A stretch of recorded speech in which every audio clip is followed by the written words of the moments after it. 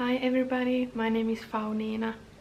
Welcome to my channel, and today we are talking about this book, Court of Frost and Starlight by Sarah J Maas. And this is the fourth book in the series, but when I looked it up in Goodreads it said that it was book number 3.1, so it's not like a whole book. It's not as long as the other ones, and this review will contain spoilers, so if you haven't read this series, I recommend it. I love this book series, and the first one is A Court of Thorns and Roses. I can put the picture up in here, and yeah, everybody who likes fantasy and romance and magic and, you know, a little bit steaminess, it's very good series, so I recommend it. This was not my favorite. My favorite at the time of this series is the second one, so that's the Court of Mist and Fury. This was the aftermath of the third book, which was A Court of Wings and Ruin.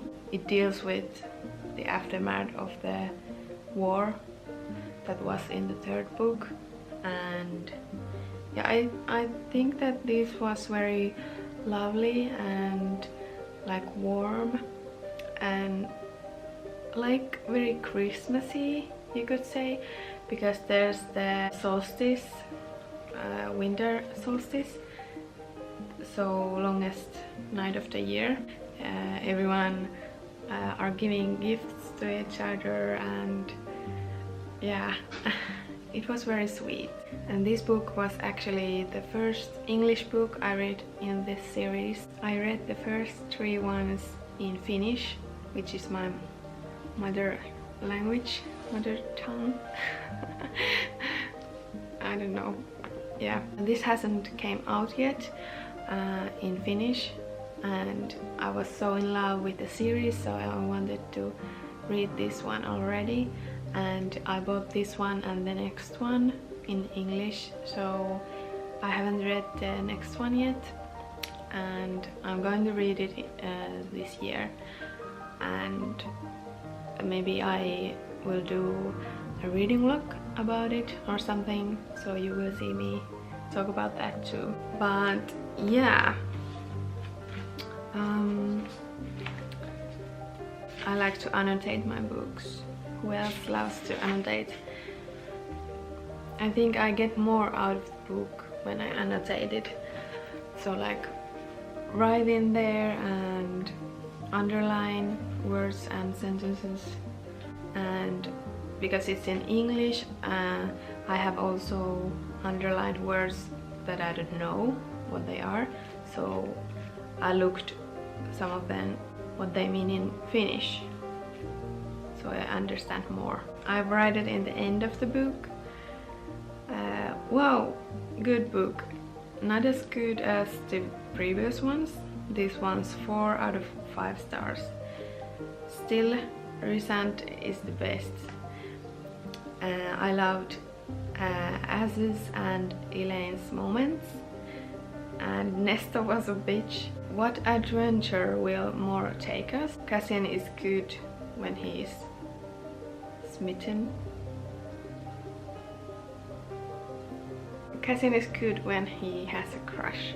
I don't know if I'm saying the names correctly, but I love that Fair Story has this art part in it, and how she loves to paint and things. Of course, because I love art and I like to paint and draw.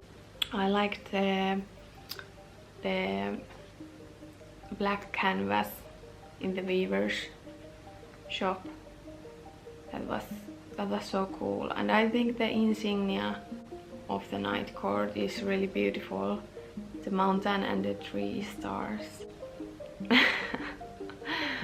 I think you should read it if you have read the previous ones, but don't expect like too much. Like, just have fun with it, you know. It's an easy read, a little bit cozy too, yeah, I would say. I can tell you some of my favorite parts of it.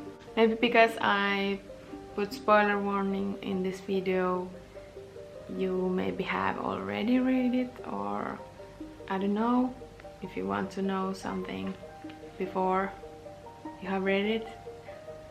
But yeah, I will tell you some of my favorite parts of this. Well, this is not a favorite part, but I have a question that I wrote in here, that could Cassian's mother still be alive? The people that killed her refused to tell him where she was buried. So I was a little bit hopeful, but I don't know. I don't think so. Why wouldn't she have like shared Cassian, or is she some faraway land? So maybe she's dead. Of course, my favorite parts are the steamy ones with Rosent and Feyre, and yeah, I'm not going to tell you about them more, but you know if you know. And Umbren is so cool with Varian. It's so cute that they two are together. I'm waiting for Cassian and Nesta fall in love. It's so pointless to like argue, and it's so clear that they like each other, so why don't just kiss already? Please. But of course the main ones are my favorite. Rysand is the best. Yes, I love him. Let's see if I can find more of my favorite parts, because I was stupid, I didn't mark them. I usually mark, like, put post-its here or tabs. One little thing this book had was sauna. I was so happy because it's Finnish thing. It said sauna in Finnish, and there was moments with Azriel and Elaine, and I don't know, I'm so interested in that because of Lucien. So Lucien and Elaine are mates, but then there's Azriel, who's been alone like for his entire life or something, and I don't know, I just hope that they will end up together. And I don't know, I hope happy ending for Lucien too, but I don't know, maybe with someone else.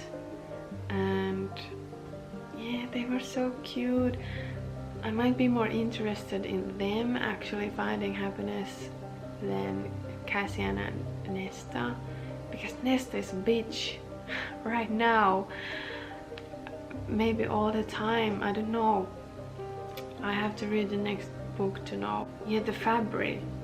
The tapestry had been woven from fabric so black it seemed to devour the light, so black it almost drained the eye. The insignia, however, had been rendered in silver thread. No, not silver, a sort of iridescent thread that shifted with sparks of color, like woven starlight. Like, oh, so cute, so cool, I think. And I love the parts where like Rysand watches Fairy, and it's just so romantic, I don't know. Yeah, it was so cute that Elaine gave a gift for Azriel, and it was so thoughtful, and I just love that part.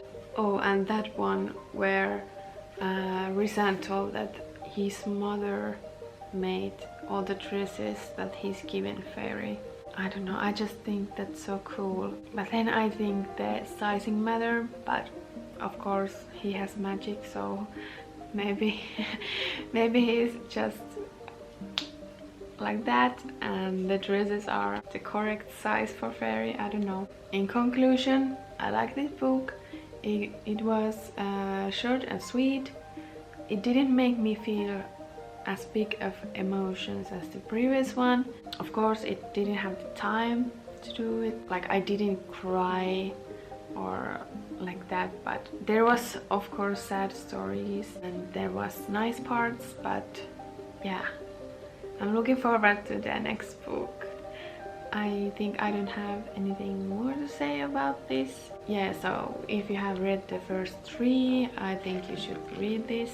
If you have read it, tell me what did you like about it, and please don't spoil the next one for me. Thank you that you watched my first talking head English video. This was a little bit nerve-wracking. Yeah, I'm a little bit nervous about this, but I watch a lot of YouTube videos in English and I have started to read in English, and I watch a lot of movies and TV in English, so I think this might work very well. I could find more people like me that love books and art and fantasy, and yeah, so welcome to follow my journey if you like, and yeah, we will see in the next video. Bye bye.